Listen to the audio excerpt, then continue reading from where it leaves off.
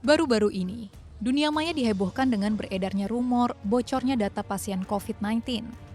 Kelompok hacker bernama akun Database Shopping mengklaim berhasil membobol database dan mengumpulkan lebih dari 231.000 data pribadi pasien yang berisi mulai dari data yang terlampir di KTP, hasil tes PCR hingga lokasi tempat pasien dirawat.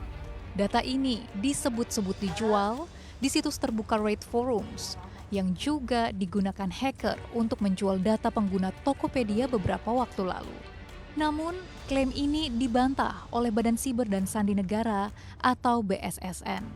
Itu dijaga oleh beberapa stakeholder, termasuk yang memimpin untuk keamanannya adalah dari Badan Siber dan Sandi Negara. Memang kita coba cek lagi secara keseluruhan, dan dari kondisi yang ada kita tidak menemukan adanya akses yang tidak sah terhadap database pengelolaan pandemi COVID-19 pusat yang berada di Kementerian Kesehatan. Meski begitu, Anton tidak memungkiri, bisa saja data ini bocor dari instansi bawah. Mengingat pengumpulan data pasien COVID-19 dilakukan berjenjang. Belum lagi, ada sejumlah badan swasta yang turut mengumpulkan data pasien saat rapid test. Hal ini bermuara pada satu kesimpulan, data pasien COVID-19 memang bocor, entah di mana. Peretasan data pribadi semakin kerap terjadi.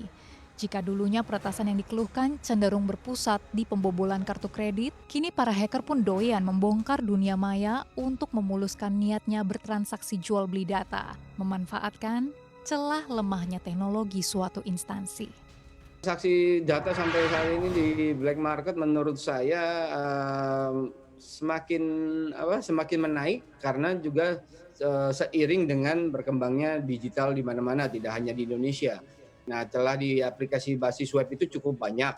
Kalau dia pakai content management system yang umum, yang agak lama, lalu selain celah dari celah web application, itu juga ada kemungkinan celah dari database. Dari sekian banyak kasus peretasan, ada 3 kejadian yang sempat membuat geger tanah air. Yang pertama adalah kasus peretasan situs Komisi Pemilihan Umum di 2004. Saat itu hacker menggantikan nama partai-partai politik menjadi Partai Jambu, Partai Air dalam kemasan, dan sejenisnya.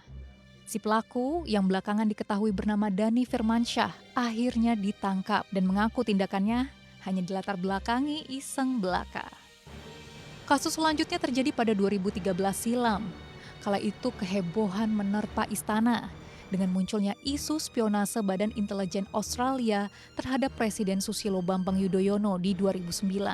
Sebagai balasan bagi Australia, para hacker Indonesia pun menjadikan situs-situs bisnis dan pemerintahan Australia sebagai target peretasan.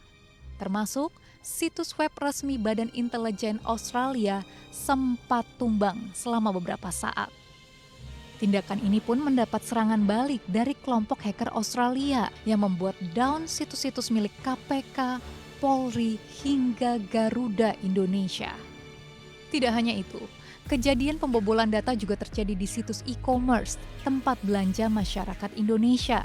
Pada 2019, netizen dihebohkan dengan klaim dari hacker Gnostic Players yang menjual data 13 juta akun di Bukalapak dengan harga $5.000 Amerika Serikat. Belum selesai dengan Bukalapak, hacker lainnya, Shiny Hunters, turut menjual data 91 juta pengguna Tokopedia dan lebih dari 5 juta data merchant. Tidak hanya itu, Shiny Hunters juga menjual 1,2 juta pengguna situs bineka.com. Semakin tingginya keterlibatan sistem digital dalam kehidupan sehari-hari membuat ancaman gerak para hacker akan semakin liar. Terlebih, belum adanya payung hukum yang kuat tentang perlindungan data pribadi di Indonesia. Ini masih menjadi tantangan yang harus ditaklukkan. Tim Liputan CNBC Indonesia.